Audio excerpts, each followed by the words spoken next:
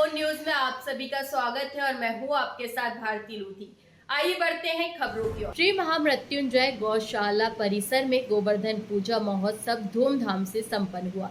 इस पावन अवसर पर मुख्य अतिथि के रूप में क्षेत्रीय विधायक और राज्य मंत्री कृष्णा गौर ने भाग लिया और गोवर्धन पूजन का धार्मिक और सांस्कृतिक महत्व समझाया। गौशाला के संचालक ब्रजेश व्यास पप्पू भाई ने कहा, मैं अपने आप को धन्य मानता हूं कि मुझे 800 गौ माताओं की सेवा का सौभाग्य प्राप्त हो रहा है। यह मेरे जीवन का सबसे बड़ा पुण्य कार्य है। कार्यक्रम में विशेष रूप से MIC सदस्य और पार्षद जितेंद्र शुक्ला, वीरेन वाटिका, छाया ठाकुर, ममता मनोज, बी शक्ति राव, नीरज सिंह विश्वकर्मा, वीरेंद्र त्रिपाठी, अशोक गुप्ता, राजकुमार गोदिया सहित भाजपा के कई वरिष्ठ जिला कार्यकर्ता, मंडल अध्यक्ष, पार्षद गण और गौ सेवक बड़ी संख्या में उपस्थित रहे। पूजन के पश्चात प्रसादी वितरण किया गया और गौ माताओं की पूजा कर सेवा का संकल्प लिया गया। आयोजन में श्रद्धा, भक्ति और सेवा का अद्भुत संगम देखने को मिला। आज मृत्युंजय गौशाला पहुंची गौ माता की पूजा की, गोवर्धन पूजा की कैसे? गोवर्धन पूजा के पावन अवसर पर हर वर्ष गोविंदपुरा विधानसभा क्षेत्र के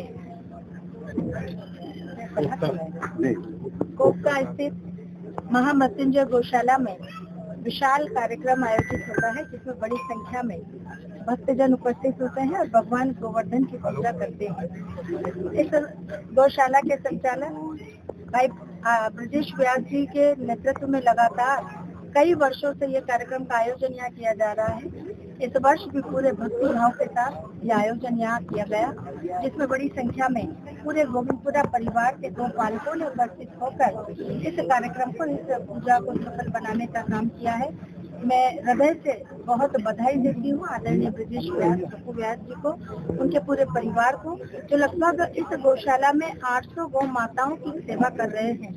और ये गौ माताएं वह गौ माता है जो सड़कों पर घूमती हैं, जो घरों से निकाल दी जाती हैं। उन गौ माताओं को इस स्थान पर आश्रय देने का काम करके उनकी सेवा करने का काम महामृत्युंजय गौशाला में किया जा रहा है, जो अपने आप में बहुत ही प्रशंसनीय है। मैं हृदय से बहुत बधाई देना चाहूंगी।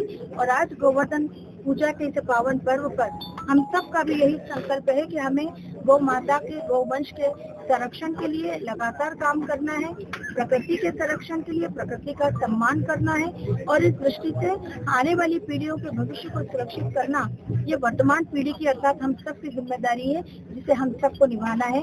ये सभी हमारे पर्व को सार्थकता हम प्रदान कर पाएंगे। गौ प्रेमियों और श्रद्धालुओं के बीच जागरूकता और संरक्षण का संदेश लेकर आया, जो भारतीय संस्कृति का अभिन्न हिस्सा है।